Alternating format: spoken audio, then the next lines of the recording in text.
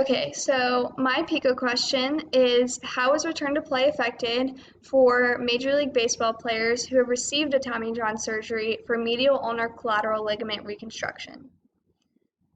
In the top left corner, you can see the ulnar collateral ligament, and the UCL is torn when there are large amounts of valgus torque applied to the medial elbow when the shoulder is in maximal external rotation during the acceleration phase of throwing.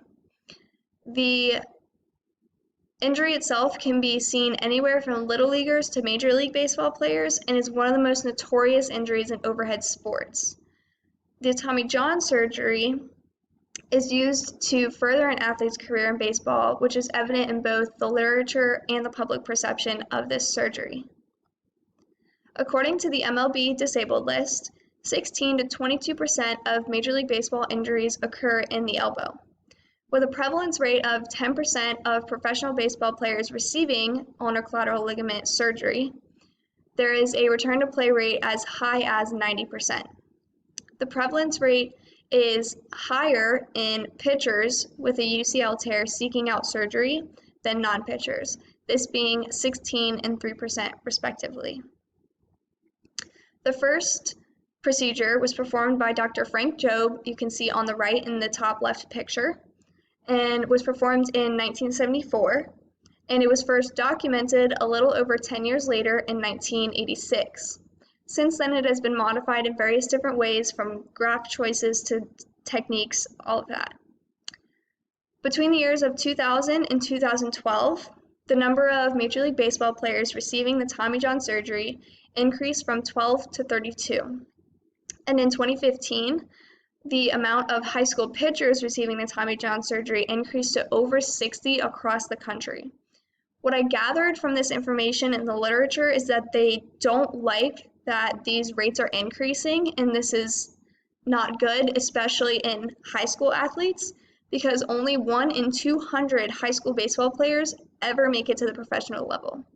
So from the literature, they recommended that the high school players, in order to save them from the stresses of a major surgery and the long rehabilitation process, that they explore more non-operative treatments, and that the Tommy John surgery is offered more to Major League Baseball players who actually have a future in this career.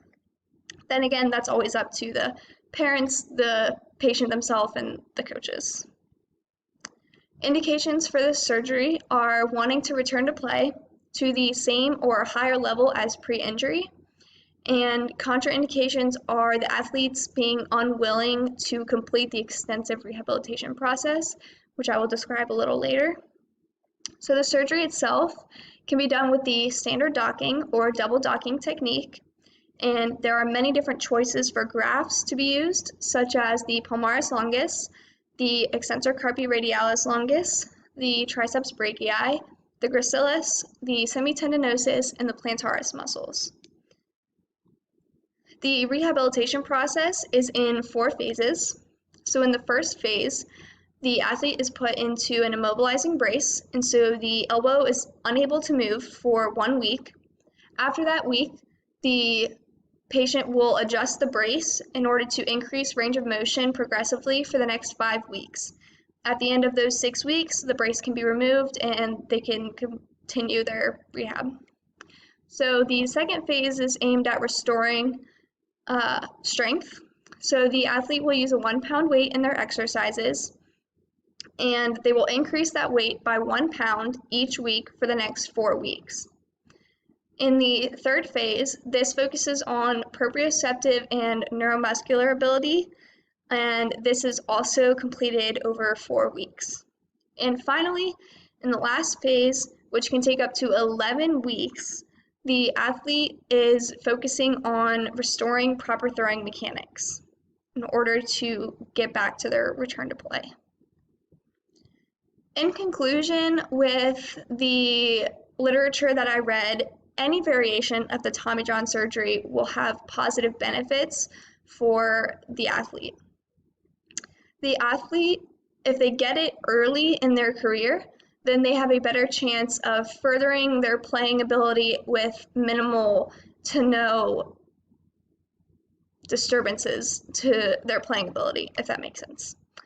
And the athlete must be willing to complete the extensive rehabilitation process in order to have the best outcomes and further their career.